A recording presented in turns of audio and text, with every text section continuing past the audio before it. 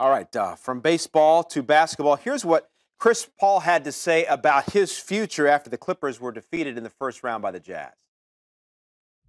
Luckily, that's not my job. You know what I mean? That's not my job. My job is to, come in, try to make sure I'm in the best shape possible, try to lead our team and stuff like that. That's not my job to maneuver who's here and who's there.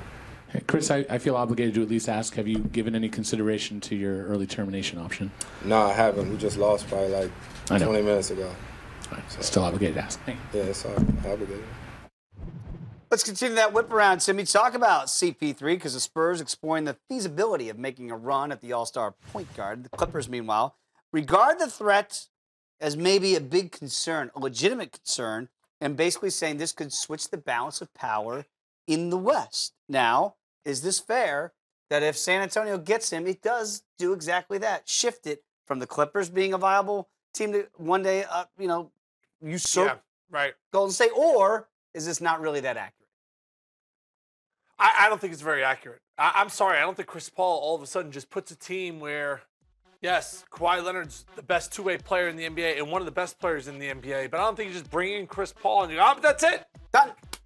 I still think better than Golden State. I still think they're behind the Warriors. Now, does that make them, Dave, the clear-cut second-best team in the Western Conference? I think that's a fact. Hey, who knows what it could have, should have if Kawhi Leonard doesn't turn his ankle on Zaza Pachulia's foot, what happens the rest of that series. So I think you want to speculate if you're a Spurs fan and say, what we could have done. Fact of the matter is, you got swept and you didn't win a game. And the Warriors haven't lost a game this entire postseason. And Chris Paul's a nice piece, but I think you have to go out there and add another guy because I'm not sure LaMarcus Aldridge really qualifies as a big three type of guy. I'm sorry. He was great in Portland. I'm not really sure he's the best fit in San Antonio. He's been inconsistent. I think he's still trying to learn his role. But maybe Chris Paul ends up being the answer for him. Frankly, I think he's too slow in an NBA that's changing. Okay, wow. Let's just say, though, that CP3 does leave. Hypothetically, he goes to San Antonio. Is this the end of the Clippers being... Yes. They go back to being the Clippers? Yes. Ballmer's a smart businessman. He's crazy.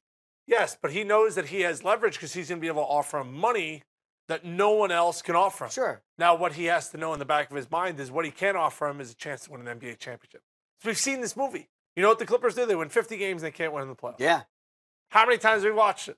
Year after year after year after year. So I think Steve's realistic, and he's like, oh, man, we're in a bad spot right here. Because San Antonio, if he goes down there, they go, hey, see all these banners? See that? Look at these rings. What do you have?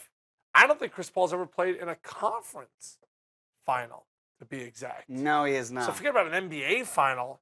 So, man, he's got a long way to go. So is he chasing rings or chasing money? If I was in Chris Paul's shoes, I'll tell you right now, I'd take the money. Is it simple to say that these are the only two possible destinations for CP3? San Antonio or LA? No other place. That I don't know. But you can't go back to New Orleans where they got two bigs down there all of a sudden. That could be interesting. He couldn't go back to maybe New York if Derrick Rose is gone and be the king of New York. I don't know. I mean, it's just San Antonio. It's just LA. If I had to bet on which team he will play on at some point during his career, I believe that him and LeBron will be teammates.